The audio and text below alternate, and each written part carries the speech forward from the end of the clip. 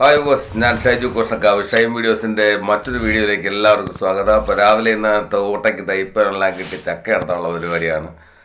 ഒരു ചക്കയാണ് ഞാൻ പ്ലാവിനോട് ചോദിച്ചത്, പക്ഷേ പ്ലാവ് എനിക്ക് ഒരു 5 ചക്കയോളം ഒറ്റയടിക്ക് തന്നത്. ആ കണ്ടില്ലേ, ഒരു ചക്കയിൽ പിടിച്ച്. ഇതിനൊക്കെ ഒരു വെടിക്കും 4 പക്ഷി എന്നൊക്കെ പറയുന്ന കണക്ക്. ഇപ്പോൾ ആ കണ്ടില്ലേ, 5 എനിക്ക് കിട്ടിയിരിക്കുന്നത്. അപ്പോൾ ഇത് വെച്ച് ഇന്ന് ഒരു വെറൈറ്റി ഡിഷാണ് ഉണ്ടാക്കുന്നത്. ചക്കപ്പൂഞ്ഞ്. ഈ ചക്കപ്പൂഞ്ഞ് കൊണ്ട് നമുക്ക് മട്ടനെ വെല്ലുന്ന തരത്തിലുള്ള അടിപൊളി ഒരു ചക്കപ്പൂഞ്ഞ് കൊണ്ടൊരു ചില്ലി ഉണ്ടാക്കിയെടുക്കാനുള്ള പരിപാടിയാണ്. അപ്പം നമുക്കിനി നേരെ വീഡിയോയിലോട്ട് പോകാം. എല്ലാം അടിപൊളിയായിട്ട് സെറ്റാണ്. അപ്പം നേരെ നമുക്ക് വീഡിയോയിലോട്ട് പോകാം. ഓക്കെ, കൂടെ വാ.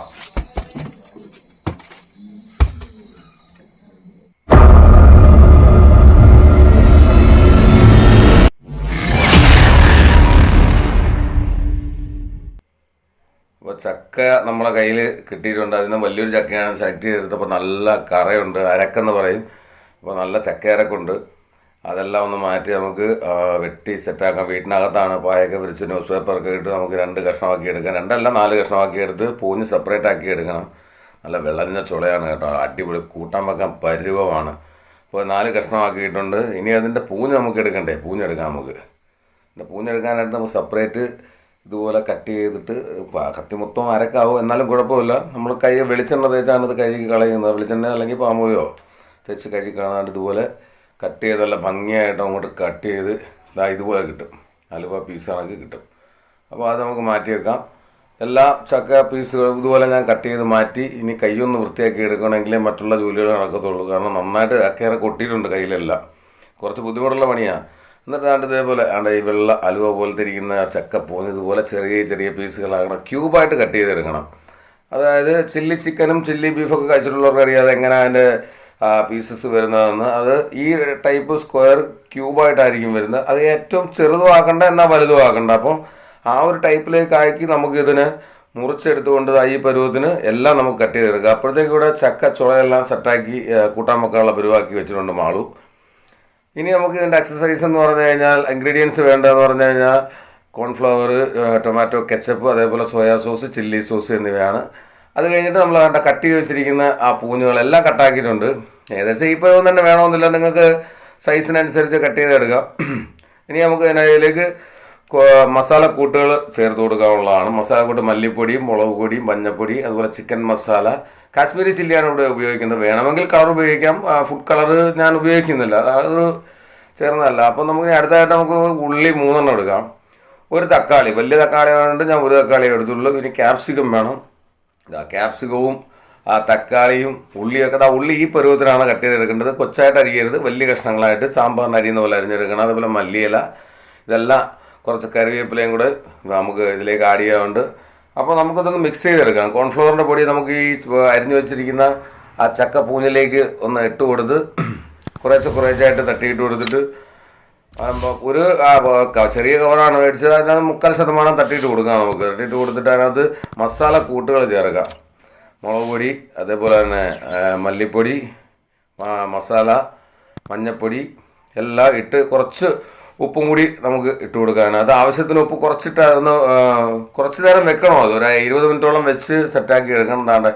20 മിനിറ്റോളം സെറ്റാക്കി വെച്ചിട്ടുണ്ട് സാധനം. ഈ ചക്കപ്പൂഞ്ഞിന് അതെല്ലാം പിടിക്കണം. ഇതുപോലെല്ലാം അല്ലാതെ നമുക്ക് ചെയ്യാം. നല്ല രീതിയിൽ മാവ് കോൺഫ്ലവർ നല്ല ഗ്രേവി പരുവത്തിനാക്കിയെടുത്ത് ദോശ പാവം പോലെ പരുവൊക്കെ ആയിട്ട് ഈ പഴംപൊരിയൊക്കെ ഉണ്ടാക്കുന്ന മാതിരി ഉണ്ടാക്കിയെടുക്കാം.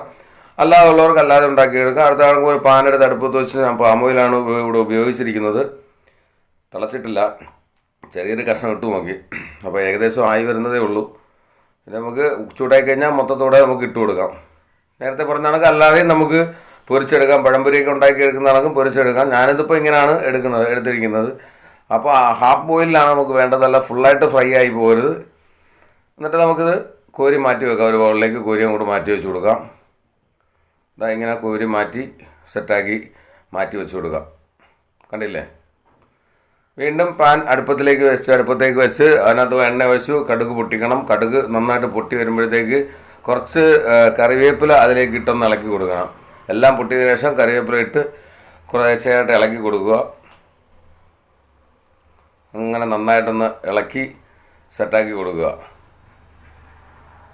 ഇത് നേരത്തെ എല്ലാവർക്കും ചെയ്യാവുന്നതല്ലോ. അടിപൊളി റെസിപ്പിയാണ്, സൂപ്പറാണ്. അത് കഴിഞ്ഞിട്ട് നമുക്ക് അരിഞ്ഞു വെച്ചിരിക്കുന്ന ഉള്ളി, കഷ്ണം കഷ്ണമായിട്ട് അരിഞ്ഞു വെച്ചിരിക്കുന്ന ഉള്ളി ഇതിലേക്ക് തള്ളിയിട്ടൊന്ന് മൂപ്പിച്ച് എടുക്കാം. നല്ല ഭംഗിയായിട്ട് മൂപ്പിച്ചെടുക്കാം. നല്ല ടേസ്റ്റി ആയിട്ടുള്ള വിഭവമാണ്. കാരണം വീഡിയോ ചെയ്യുന്നതിന് മുമ്പ് തന്നെ ഞങ്ങൾ ആദ്യമേ ഇത് ചെയ്ത് നോക്കിയിട്ട് മാത്രമേ നിങ്ങൾക്ക് മുമ്പിലേക്ക് ഇത് പരിചയപ്പെടുത്താറുള്ളൂ. അത്രയും ടേസ്റ്റ് ആയതുകൊണ്ട് മാത്രമാണ് വീഡിയോ ചെയ്യാമെന്ന് തീരുമാനിച്ചത്. ആ വഴന്ന് വന്ന ഉള്ളിലേക്ക് നമുക്ക് തക്കാളി ഒന്ന് ഇട്ട് കൊടുക്കാം. തക്കാളി ഇട്ട് അതും കൂടെ ഒന്ന് വഴറ്റി സെറ്റാക്കി എടുക്കണം. അല്ല ഏകദേശം ഒരു പരുവും തക്കാളി ഒന്ന് വഴന്ന് വരുമ്പോഴത്തേക്ക് അതിലേക്ക് നമുക്ക് അരിഞ്ഞു വെച്ചിരിക്കുന്ന ഇഞ്ചി, പച്ചമുളക്, വെളുത്തുള്ളി ഇതെല്ലാം കൂടെ ചേർത്തിട്ട് മിക്സ് ചെയ്യുക. ഒന്നുകിൽ ചതച്ചിടുക, അല്ലെങ്കിൽ നിങ്ങൾക്ക് അരിഞ്ഞു വേണമെങ്കിൽ എങ്ങനെ ആയത് വെച്ചാൽ നിങ്ങളെ ഇഷ്ടം പോലെ നമുക്ക് ചേർക്കാവുന്നതാണ്. അരിഞ്ഞിരുന്നാണ് കുറച്ചുകൂടെ ടേസ്റ്റി ആയിട്ട് വരുന്നത്. കാരണം ഇടയ്ക്ക് കടിക്കാൻ കിട്ടും ഈ സംഭവം. ഇഞ്ചിയുടെ കഷ്ണമൊക്കെ കടിക്കാനായിട്ടുള്ള സംഭവം കിട്ടുമ്പോഴത്തേക്ക് അതൊരു പ്രത്യേക ടേസ്റ്റ് തന്നെയാണ്. അത് ചതച്ചിടുമ്പോൾ മാക്സിമം മൊത്തം പേസ്റ്റ് പരുവാകും. അതുകൊണ്ട് അരിഞ്ഞിരുന്നതായിരിക്കും കുറച്ചുകൂടി, ചെറുതായിട്ട് അരിഞ്ഞിരുന്നതായിരിക്കും ബെറ്റർ. ഇനി നമുക്ക് ഇതിനകത്തേക്ക് ചില്ലി സോസ്, സോയാ സോസ് ഒഴിച്ചു കൊടുക്കാം. സോയാ സോസ് കുറച്ചൊഴിച്ചാൽ മതിയാവും, കാരണം അത് കുറച്ച് ഇതാണ്. അപ്പോൾ അത് കഴിഞ്ഞിട്ട് നമുക്ക് ടൊമാറ്റോ കെച്ചപ്പ് ഒഴിച്ചു കൊടുക്കാം. കെച്ചപ്പ് ടൊമാറ്റോ സോസാണ്, കെച്ചപ്പാണ് ഞാനിവിടെ ഉപയോഗിക്കുന്നത്. സോസ് വലിയ ബോട്ടിലെ സോസൊക്കെ വരും, വലിയ വലിയ ഹോട്ടലിലൊക്കെ ഇതുപോലെയാണ് ചില്ലിയൊക്കെ ഉണ്ടാക്കുന്നത്. അപ്പോൾ അത് കഴിഞ്ഞിട്ട് ഇതിലേക്ക് നമുക്ക് മസാല കൂട്ടുകൾ ഇട്ട് കൊടുക്കാം. നേരത്തെ പറഞ്ഞ പോലെ തന്നെ ഉപ്പ്, മുളക് പൊടി, മഞ്ഞൾപ്പൊടി, ചിക്കൻ മസാല, ഗരം മസാല ഉപയോഗിക്കാം. എല്ലാം കുറേശ്ശായിട്ട് ഇട്ട് കൊടുത്ത്, നേരത്തെ നമ്മൾ ഉപ്പ് ചേർത്തിട്ടുണ്ടായതുകൊണ്ട് വലുതായിട്ട് ഉപ്പ് ചേർക്കണ്ട. അത് കഴിഞ്ഞിട്ട് അരിഞ്ഞ് വെച്ചിരിക്കുന്ന നല്ല പച്ച കുട്ടന്മാരെ ക്യാപ്സിക്കത്തിനെ അങ്ങോട്ട് ചെറുതായിട്ടൊന്ന് തള്ളിയിട്ട് കൊടുക്കാം. എന്നിട്ട് നന്നായിട്ടൊന്ന് ഇളക്കി എടുക്കണം. ഇത് അടാറ് ടേസ്റ്റാണ്. ഇതിനകത്താണ് മൊത്തം ഇരിക്കുന്നത്. ഇതങ്ങോട്ട് ഇട്ട് ഇളക്കി കഴിയുമ്പോൾ ഉണ്ടാകുന്നൊരു മണമുണ്ടല്ലോ, സ്പെഷ്യൽ മണമാണ്. ഇത് പതുക്കെ അങ്ങോട്ട് ഇളക്കി അതിനെ ഒന്ന് സെറ്റാക്കി എടുക്കണം. ഇതിൽ നിന്നും കുറച്ച് വെള്ളം കൂടെ ഇറങ്ങും അതിനകത്തേക്ക്. ഉള്ളിയിൽ നിന്നും അതേപോലെ തന്നെ ക്യാപ്സിക്കത്തിൽ നിന്നെല്ലാം കുറച്ച് വെള്ളം ഇറങ്ങി. എന്നാൽ നമുക്ക് കുറച്ച് വെള്ളം വേണം. നമ്മൾ നേരത്തെ എടുത്തു വെച്ച് ആ കോൺഫ്ലവർ ഇത് മിക്സ് ചെയ്ത പാത്രത്തിൽ കുറച്ച് വെള്ളം എടുക്കുക. അപ്പോൾ ബാക്കിയുള്ള ആ കോൺഫ്ലവറിൻ്റെ ഇതെല്ലാം കൂടെ ചേർത്തിട്ട് കുറച്ചുകൂടെ തിക്നെസ് ആയിട്ടുള്ള വെള്ളം കിട്ടും. അപ്പോൾ നമുക്ക് അതിലേക്ക് വെള്ളം ചേർത്ത് കൊടുക്കുന്നതിന് മുമ്പായിട്ട് ഒരു നാരങ്ങ ചെറുതായിട്ടൊന്ന് കട്ട് ചെയ്തിട്ട് ഒരു പീസിൻ്റെ ചാറ് മുഴുവനായിട്ട് അതിലേക്ക് ഒഴിച്ചു കൊടുക്കണം. ഇതൊക്കെ വേറെ ആരെങ്കിലും ചേർക്കുമെന്ന് അറിയില്ല. ഞാനിപ്പോൾ ചക്കപ്പുഴാണ്ട് അതിലേക്ക് കുറച്ച് നാരങ്ങ നീരും കൂടെ ചേർത്ത് കൊടുത്തു. കുറച്ചുകൂടെ ടേസ്റ്റ് ആയിരിക്കും അത് ഞാൻ ചെയ്തതാണ്. മറ്റുള്ള കടകളിലോ മറ്റോ ചില്ലിക്ക് ചേർക്കുമെന്ന് അറിയില്ല. ഉണ്ടെങ്കിൽ ഒന്ന് കമൻറ്റ് ചെയ്തേക്കണം, ഇല്ലെങ്കിലും ഒന്ന് കമൻറ്റ് ചെയ്തേക്കണം. ഏതായാലും കമൻറ്റ് നിങ്ങൾ രേഖപ്പെടുത്തണം കേട്ടോ. ഇതുപോലുള്ള റെസിപ്പികൾ ഇനിയും നമ്മളെ വീഡിയോയിലൂടെ വരും കേട്ടോ. അപ്പോൾ ഇതിനെ നന്നായിട്ട് ഇളക്കി മിക്സാക്കി എടുക്കണം. ഒരു ആവറേജ് മിക്സിങ്ങിൽ ഒരു ലോ ഫ്ലെയിമിൽ നമുക്ക് ഇത് വേവിച്ചെടുക്കാവൂ. ലോ ഫ്ലെയിമിൽ ഒന്ന് വേവിച്ച് സെറ്റാക്കി എടുക്കണം. അത് കഴിഞ്ഞിട്ട് നമുക്ക് വേവിച്ച് ഹാഫ് ബോയിലാക്കി വറുത്ത് വെച്ചിരിക്കുന്ന ചക്ക പൂഞ്ഞിനെ നമുക്ക് ഇതിലേക്ക് തട്ടിയിട്ടൊന്ന് ഭംഗിയായിട്ട് ഇളക്കണം. ഇളക്കി ആ മസാലകൾ നമ്മൾ ഒഴിച്ച sauce, soya sauce, tomato sauce, chilli sauce, പിന്നെ അത് കഴിഞ്ഞിട്ട് നമ്മൾ മറ്റൊരു സോസും കൂടി ഇതിലേക്ക് ചേർക്കുന്നുണ്ട്. ചില്ലിയും അതുപോലെ തന്നെ ടൊമാറ്റോയും കൂടി മിക്സായ ഒരു സോസ്. അത് കഴിഞ്ഞിട്ട് നമുക്ക് കുറച്ച് വെള്ളം ഒഴിച്ച് കൊടുക്കാം. വെള്ളം ഒഴിച്ച് കൊടുത്ത് ഒരു ആവറേജ് ഗ്രേവി ടൈപ്പാകും. ഇത് കുറച്ചുകൂടെ കഴിയുമ്പോഴത്തേക്ക് നല്ല കട്ടിയാവും ഇത്. അതുകൊണ്ട് തന്നെ നമുക്ക് ആ വെള്ളം ഒന്ന് ചേർത്ത് ഫ്ലെയിം ഒത്തിരി കൂട്ടി വെച്ചിട്ട് നാം നേരത്തെ പറഞ്ഞ ടൊമാറ്റോ ചില്ലി സോസ് അതും കൂടി ചേർത്ത് ഇളക്കി നമുക്കൊന്ന് നന്നായിട്ടൊന്ന് ഇളക്കി അടച്ചു വെക്കണം. അടച്ചു വെച്ച് നന്നായിട്ടൊന്ന് വേവിച്ചെടുക്കണം. അപ്പോഴത്തേക്ക് നമ്മുടെ ചക്കക്കൂട്ടാനെല്ലാം കുക്കറിലായി കഴിഞ്ഞു. ഇനി നമുക്ക് ഒന്ന് അടച്ചു വെച്ച് ഏകദേശം ഒരു പരുവത്തിലേക്ക് ആയി വന്നിട്ടുണ്ട്. അതൊന്നുകൂടെ ഒന്ന് ഇളക്കി ഇനി ലോ ഫ്ലെയിമിൽ ഇടാവൂ. അധികം തീയാകാൻ പാടില്ല, കാരണം അടിയിൽ പിടിക്കുന്നതാ. ഇത് കണ്ടില്ലേ, നമ്മൾ നേരത്തെ പറഞ്ഞ പോലെ കളറൊക്കെ ചേർക്കാം, പക്ഷേ കളറിനോട് വലിയ താല്പര്യമില്ല, അതുകൊണ്ട് കളർ ചേർക്കാത്ത കാശ്മീരി ചില്ലിയാണ് ചേർത്തിരിക്കുന്നത്. ഇനി അതിൻ്റെ മുകളിലേക്ക് കുറച്ച് മല്ലിയില നമുക്കൊന്ന് ഇട്ട് കൊടുക്കാം.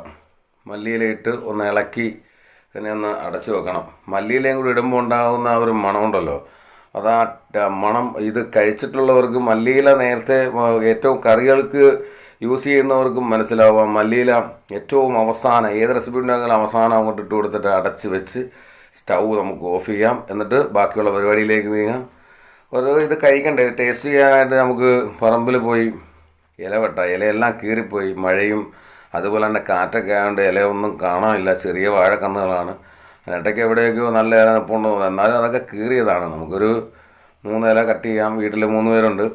അപ്പോൾ 3 ഇല കട്ട് ചെയ്യാനായിട്ട് നോക്കുമ്പോൾ ഇല ആ ഭാഗത്തൊന്നും കാണാനില്ല. നോക്കട്ടെ, ഈ ഭാഗത്ത് എവിടെയെങ്കിലും ഉണ്ടോ എന്ന് നോക്കാം. ഒന്നും കൂടി കിട്ടി. അപ്പോൾ ആ ഇല കട്ട് ചെയ്ത് നമുക്ക് നേരെ വീട്ടിനകത്തേക്ക് പോകാം. അവിടെ എല്ലാം സെറ്റാണ്, മാളും എല്ലാം അവിടെ സെറ്റാക്കി വെച്ചിട്ടുണ്ടോ എന്ന് നോക്കാം.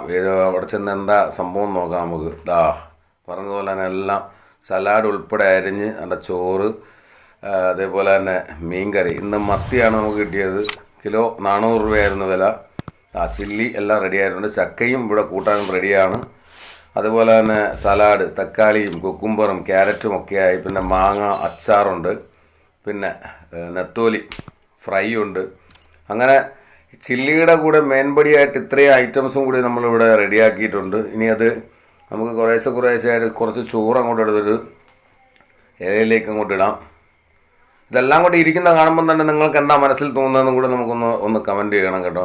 ഇതുപോലുള്ള നാടൻ വിഭവങ്ങൾ ഉണ്ടാക്കി കഴിക്കുമ്പോൾ നമ്മൾ ശരീരത്തിന് ഈ ജങ്ക് ഫുഡൊക്കെ കഴിക്കുമ്പോഴത്തേക്ക് ഒരുപാട് ശാരീരികമായ ആരോഗ്യ പ്രശ്നങ്ങളുണ്ടാകും. പക്ഷേ ചക്കയുടെ വിഭവങ്ങൾ എപ്പോഴും വളരെ ടേസ്റ്റിയും അതേപോലെ തന്നെ ഹെൽത്തിയുമായിട്ടുള്ള സംഭവമാണ് ചക്കയുടെ വിഭവങ്ങൾ. ചക്കക്കുരു ആയാലും എൻ്റെ ചാനലിൽ തന്നെ ഉണ്ട് ചക്കക്കുരു കൊണ്ടുള്ള കട്ട്ലറ്റ്, അതുപോലെ തന്നെ നിരവധിയായ പാചക റെസിപ്പികളുണ്ട്. അപ്പോൾ അതുപോലൊരു വിഭവമാണ് ഈ ചക്കപ്പൂന് കൊണ്ടുള്ള ചില്ലി. മട്ടൻ ചില്ലി വരെ തോറ്റുപോകും, അത്ര ടേസ്റ്റായിരുന്നു. ഈ ചക്ക ഇളക്കിയെടുക്കാൻ ഭയങ്കര പാടാട്ടോ. നല്ല ഈ ടൈപ്പിനാണ് ഇവിടെ കൊല്ലം ജില്ലയിലൊക്കെ ഈ ടൈപ്പിനാണ് ചക്ക റെഡിയാക്കുന്നത്. നിങ്ങളുടെയൊക്കെ നാട്ടിൽ എങ്ങനെ ചക്ക കൂട്ടാൻ വെക്കുന്നത് അല്ലെങ്കിൽ കറി വെക്കുന്നത് എങ്ങനെയാണെന്ന് കമൻറ്റ് ചെയ്തേക്കണം കേട്ടോ. കണ്ട ഇള വീഴുന്നില്ല ഞാനന്ന്. അങ്ങനെ കുറേശ്ശെ തട്ടിയിട്ട് ഇനി നമുക്ക് അതിലേക്ക് നമുക്കുള്ള സ്വന്തം ചക്കപ്പൂഞ്ഞ് ചില്ലി. അപ്പോൾ ചെറിയ കരണ്ടിയായതുകൊണ്ട് നമുക്ക് കോരി എടുക്കാൻ ഭയങ്കര പാടാണ് കേട്ടോ. വലിയ വലിയ പീസുകളെ ക്യൂബായിട്ടല്ലേ കട്ട് ചെയ്തിട്ടിരിക്കുന്നത്. അപ്പോൾ അത് നമുക്ക് തട്ടിയിട്ട് കൊടുക്കാം. കുറേശ്ശായിട്ട് നമ്മൾ ആ ചോറിലേക്കൊന്ന് തട്ടിയിട്ട് കൊടുക്കാം. അപ്പോൾ ഇതൊക്കെ തട്ടിയിട്ട് കൊടുക്കാം.